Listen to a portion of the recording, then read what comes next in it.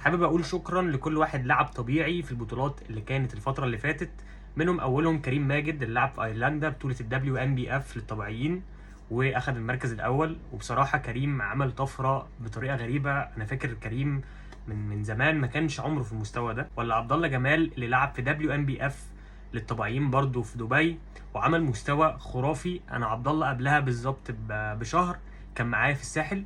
عبد الله عمره ما كان بالمستوى ده، ولا كنت اتوقع اصلا ان هو هيبهرنا بالمنظر ده. اما بالنسبه ليوسف ادريس فهو كالعاده بيبهرنا بمستواه ونشفانه.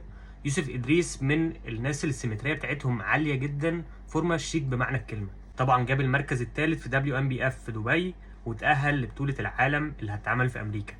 اما محمد الهواري فبصراحه ريسبكت، انت ابهرتنا كلنا علشان انت جبت المركز الاول على العالم في بطوله دبليو ام بي اف للطبيعيين في دبي وللجونيورز. بصراحه حاجه مشرفه وفورمه روعه. وطبعا حسين انفورما اللي دايما بيبهرنا بمستواه. السنه اللي فاتت ما كانش بالمستوى اللي نزل بيه المره دي، السنه دي نزل بحجم اكبر وفي نفس الوقت نشفان اكتر، وبصراحه انا كنت منبهر بمستواه جدا الفتره دي. اما بقى اسامه سعيد فبصراحه ابهرني. اسامه سعيد من الناس اللي اشتغلت على نفسها كويس جدا وطورت من نفسها كويس جدا. كان لسه لاعب بطوله دبليو ام بي اف للطبيعيين في دبي واخد المركز الرابع، ولعب امبارح بطوله بينوس كلاسيك اللي اتعملت في دبي واخد المركز الثالث. بينوس كلاسيك معموله للناس اللي مش طبيعيين، هو اخد مركز ثالث في اللي مش طبيعيين واخد مركز رابع في الطبيعيين، فبجد ريسبكت ويعني شابوه.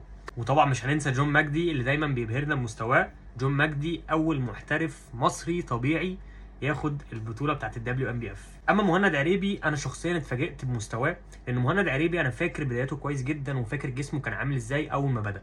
بصراحه مهند من الناس اللي اشتغلت على نفسها كويس جدا. مهند جاب مركز رابع في بطوله بينوس كلاسيك اللي اتعملت في دبي امبارح للي مش طبيعيين وهو طبيعي. بصراحه شابوه. اما حسام منصور فانا بشوفه انسان نقي من جوه وقلبه طيب، عشان كده ربنا بيديله. حسام منصور اخد بطوله دبي برو السنه اللي فاتت، السنه دي نزل بمستوى قوي جدا على الرغم ان هو طلع من التوب 6، بس بصراحه شرفنا بمستوى هايل. ان شاء الله حسام هتعمل احسن من كده انا متاكد. ونيجي بقى عند البرنس هشام المرجوشي. هشام اثبت لجميع العالم ان الطبيعي فعلا يكسب. هشام جاب مركز تاني اوفر اول في بطوله دبليو ام بي اف للطبيعيين اللي اتعملت في دبي من الشهر اللي فات، ودخل جاب مركز تاني في بطوله بينس كلاسيك اللي اتعملت في دبي امبارح.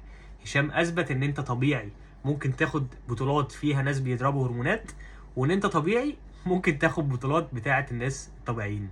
حقيقي شابوه هشام.